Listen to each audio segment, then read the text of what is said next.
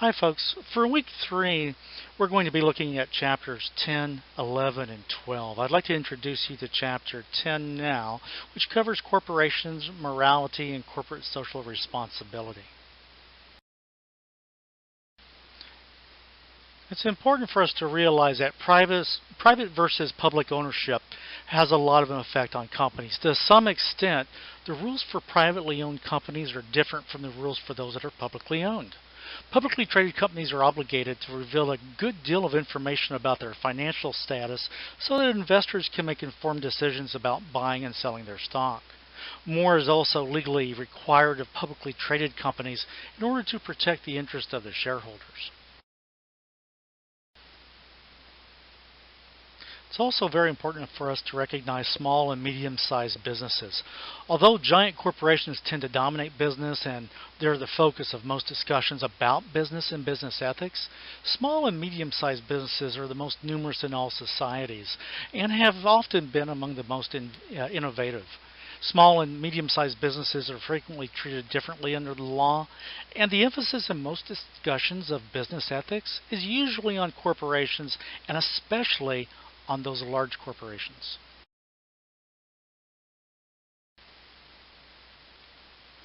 Shareholder and stakeholder are two different things.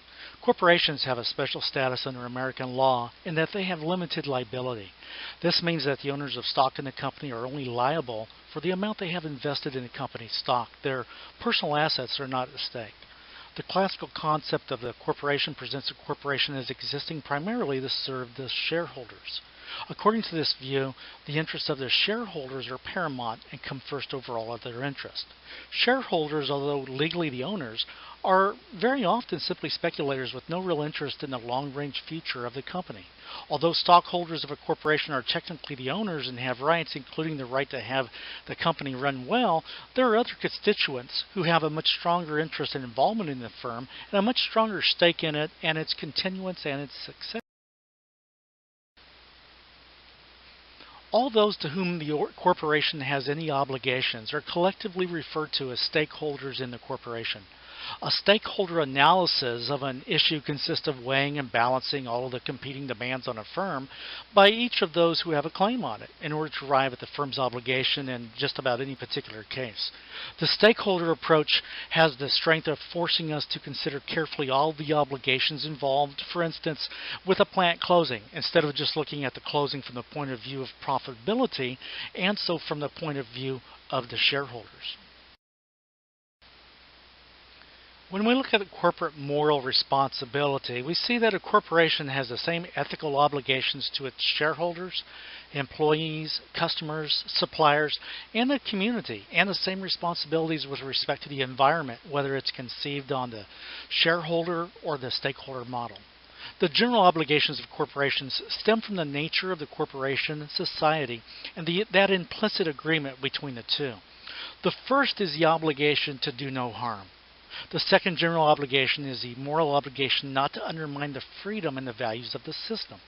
The third general obligation is to be fair in the transactions in which it engages, and the fourth and final general obligation is to live up to the contracts into which one enters freely.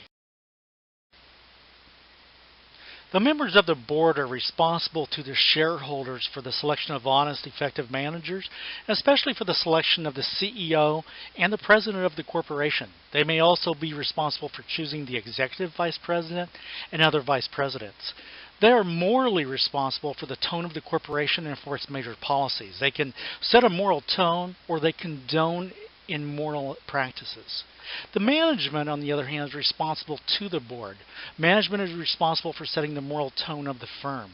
Unless those at the top insist on ethical conduct, unless they set an example of moral conduct, and unless they punish unethical conduct and reward ethical conduct, the corporation as a whole will tend to function without considering the moral dimensions of its actions.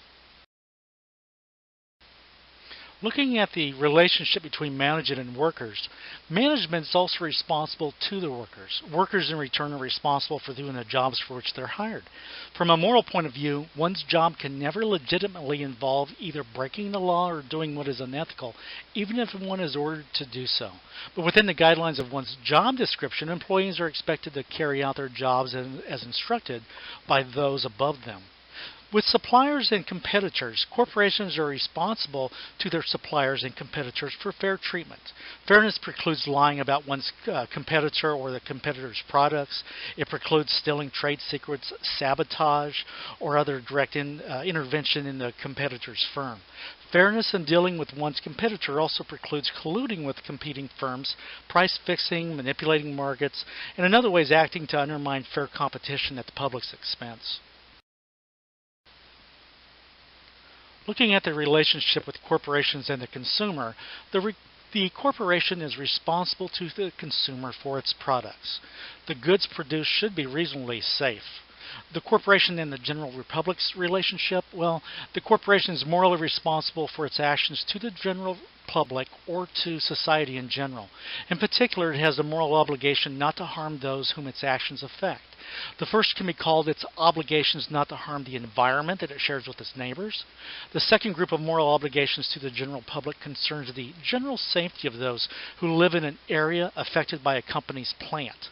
The third set of responsibilities to the public concerns the location, the opening, and the closing of plants, especially in small communities and one-industry towns. Corporate social responsibility really looks at moral demands which stem from the moral laws of society. The term corporate social responsibility, or CSR, became popular in the 1960s. Moral obligations are sometimes correctly put forth as social obligations because they can and should be demanded by a moral society. They are morally justifiable both because they implement a moral demand and because society has a right to impose particular demands on corporations as a condition for doing business, providing the demands are in the interest of the common good. As with anything, you're going to find criticism, and there are 5 primary criticisms of corporate social responsibility programs. These are the 5 as you can see on this slide. The first is that CSR is often not only confused with the corporation's moral responsibility, but is sometimes equated to it. Social responsibility programs are often self-serving and are used by companies to deflect legitimate moral complaints and criticism. Third, in many cases, the social responsibility action that a company undertakes is one of its own choosing. Where laws are absent, exactly what society expects or demands may be difficult to determine. And then finally, the extent to which corporations are not only national entities, but are also international in both reach and organization, often complicates the application of CSR.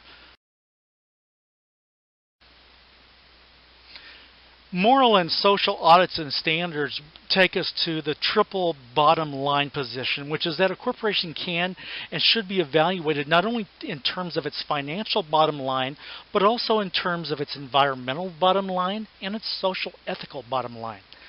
If you remember in the first chapter of the book, we examined the myth of amoral business. The myth tends to obscure the moral obligations of corporations, and this myth really should be put to rest. Corporations have moral obligations, and they can and should be held morally accountable for fulfilling them. If such an audit were required of all large corporations, it would go a long way towards replacing the myth of amoral business with a more clear and often open approach to corporate moral obligations. Corporate codes are very important. Although corporate codes cannot be expected to contain a detailed presentation of moral reasoning, they can make reference to general moral principles. The injunction to employees found in one corporate code to act in such a way that they would not be ashamed to have their actions exposed to the public is a step in the right direction. A code could appropriately and helpfully refer to the principles from which the code flows, to principles of justice and principles of fairness. It could also refer to these moral principles, objectively weighing the consequences to all those affected by one's actions, respecting the rights of others, and the like. There are many advantages of corporate codes. The very exercise of creating a corporate code is worthwhile. It compels people in the firm to think about their obligations to each other as well as the public. A code can also be used to generate continuing discussion and possible modification of their code. A code may help to instill in new employees at all levels the perspective of responsibility, the need to think in moral terms about their actions, and the importance of developing the virtues appropriate to their positions. A code can be used as a document which employees can refer to when asked to do something contrary to it. A code may also be used to reassure both customers and the public of the fact that the firm adheres to moral principles, as well as to provide them with a touchstone against which they can measure the firm's action.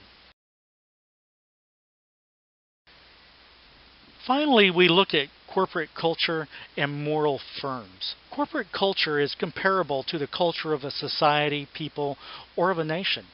A moral firm, or a firm that acts with integrity, lives up to and fulfills its responsibilities. A moral firm helps its employees to act responsibly by clarifying their responsibilities, and it encourages them to assume their responsibilities. Only when all those within a firm assume appropriate moral responsibility can the full moral responsibility of a firm be met. Ultimately, moral responsibility and morality itself really must be self-imposed and self-accepted. Folks, I hope this gets you started in the right direction for week 3 on our chapters. What I would like for you to do now is to go to the Check Your Understanding quiz. This is located directly underneath this presentation in your course. Go in and complete the true and false 5-question quiz, and afterwards select Finish Attempt at the bottom of the screen to submit the quiz for grading. Again, remember, you can open the course in 2 separate windows in your browser to review the video in one browser window and then the test or the quiz in the other browser window. Good luck.